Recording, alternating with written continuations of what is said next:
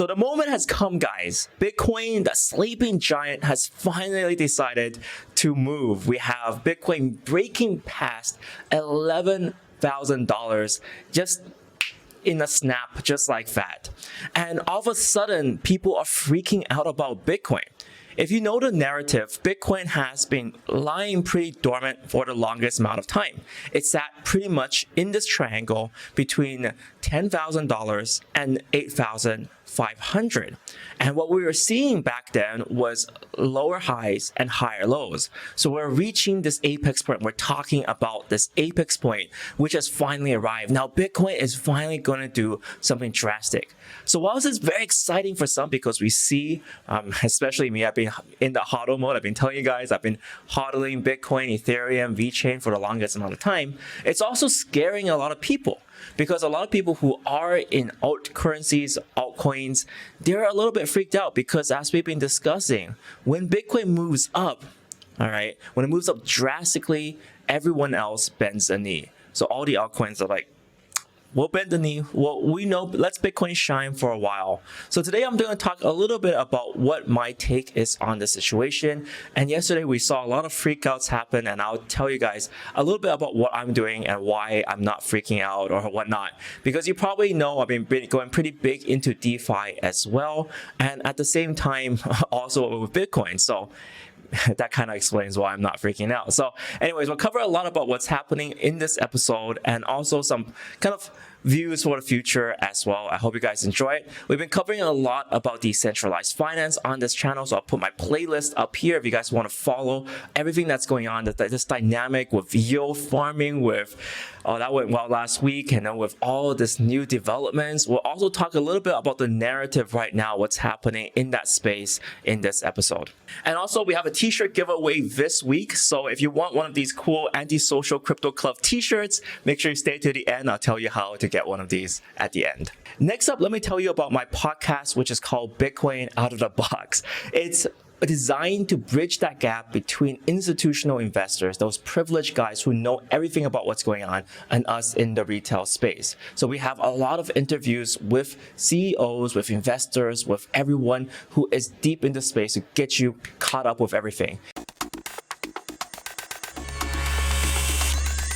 Starting off, let's talk about Bitcoin. So over the past few hours, it's probably a better look for us. Over the past 8 hours, things have been going nuts. So we started off trying to test that resistance line, so pushing up to 9,500, and then once we broke past that resistance line, all of a sudden we just pushed up all the way now to $11,000. So that's a huge move for Bitcoin, a sudden 10% jump for Bitcoin. And what is exciting for everyone here is the fact that once we break out of this wedge, once we're looking for this breakout, then we can start exploring territory up here. So suddenly, all of a sudden, we have to expand the scale a little bit. And something that we do know, and I saw this being posted up yesterday. I'm not sure if this is real, but this is circulating in private groups, in various chat groups, but it really tells us the story and the narrative of what's going on.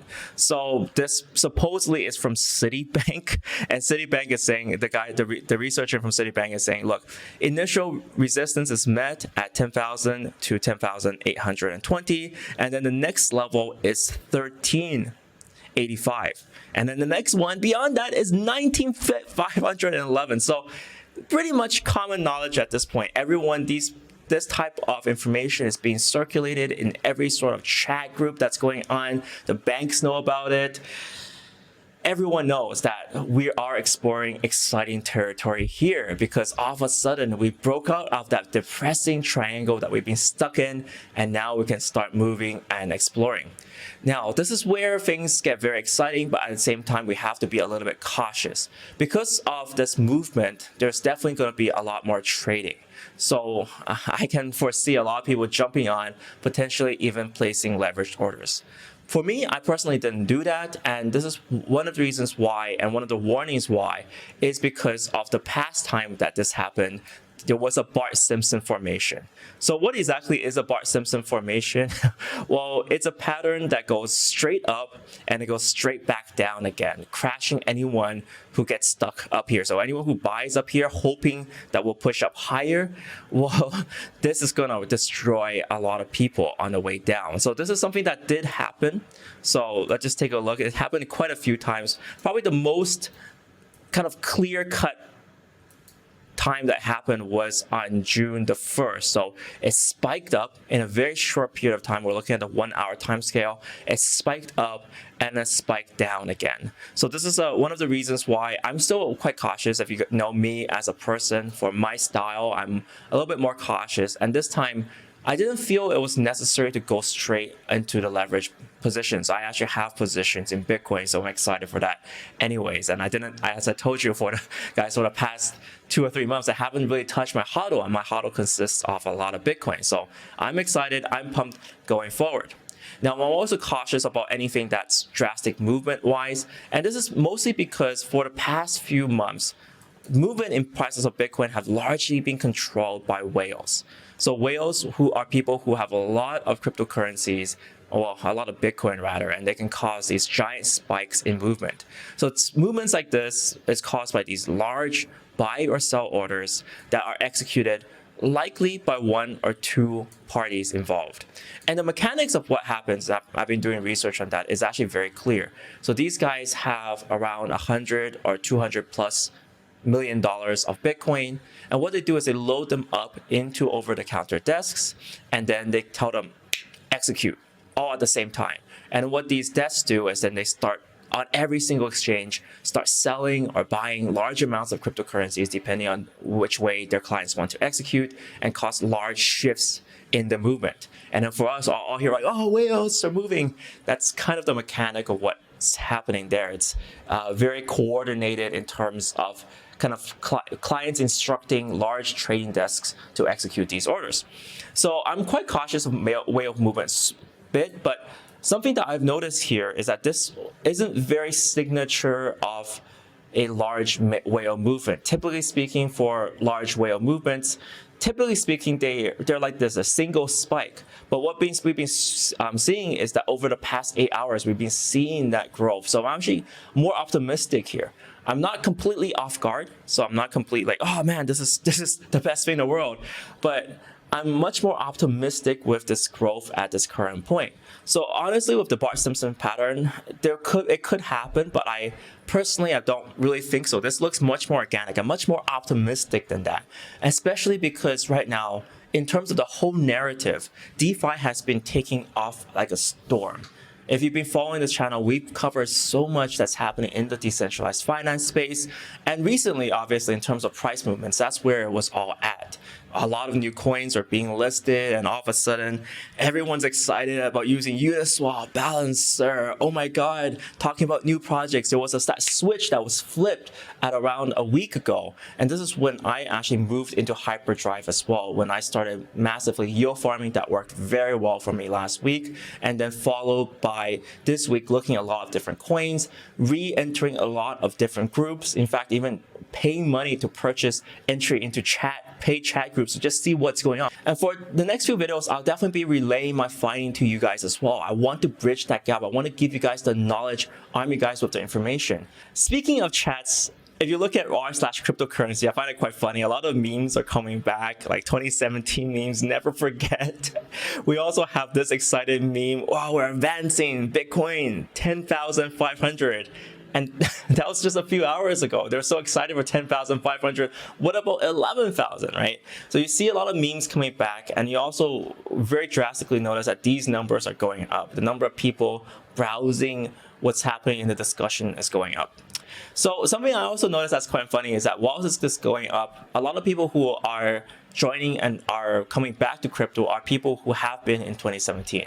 So something I've noticed that in terms of the discussion is that people are coming back, being reanimated and saying, oh, look, I missed out, for the past 2 or 3 years. Can you tell me and get me caught up with what's going on? In terms of absolutely new people, so absolute beginners, I've noticed them, but it's not the major majority. I feel like a lot of this activity are people that have been in this space before. And this is actually quite important as well, because this also goes to show what's kind of exciting people right now, because people have obviously, if they've been through one of these cycles, they've also learned a little bit. And something that's quite interesting is in terms of the altcoins currency space, coins that are moving up, for example, YFI, you'll see that this is why I've been yield farming. And something that's interesting with them is that they're getting a lot more interest these days, because people know that there was no initial pre-mine, there was no pre-sale for this, and it's lower fundamentals about what's going on. So I feel like that's something that people are looking out for in terms of strategy this year, is to watch out for something that has insane dump potential. So that is, of course, if someone sold coins very early on, that dump power can come in and potentially crush the price of a coin, and people obviously don't like that. Speaking of yield farming, in terms of my strategy, I haven't always been the strongest hodler of YFI. I've talked about mining it or liquidity mining it, that I've been doing last week.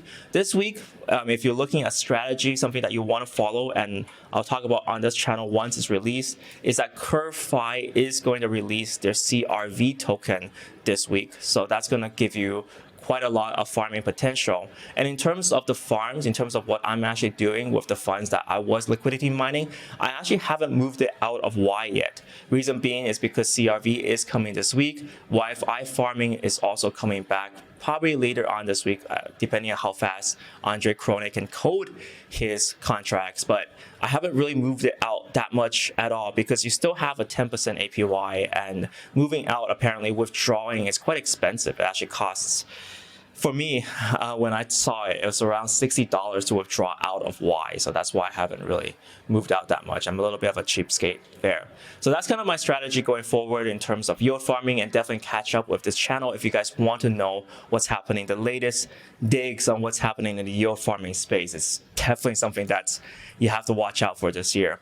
Speaking of that as well, I have Boxmining channel, which boxmining.com. The newsletter is just getting started. I'll put the link down below so you don't have to type it stupidly like me, but it's gonna be a weekly / every bi-weekly newsletter. I'm starting it out. It's very, very early. It's not paid for now, so I'm not going to charge anything in. So if you guys get in, you'll get grandfather in. But potentially in the future, I'm looking to make this paid, so we can actually pay people to research and get the team up and running. So that's kind of the dig of what's going on. And lastly, we have these shirts. This is the giveaway this week. So if you want to have the chance to get one of these, type notification squad every time a new video gets released. So the best way to find out that when it happens is just click subscribe, notification bell. When they get released, type hashtag notification bell, and you have a chance to win one of these. And you must type it within the first 12 hours. That's the secret. Anyways, guys, that's it for today's episode. I hope you can catch up with everything. And with that, see you next episode.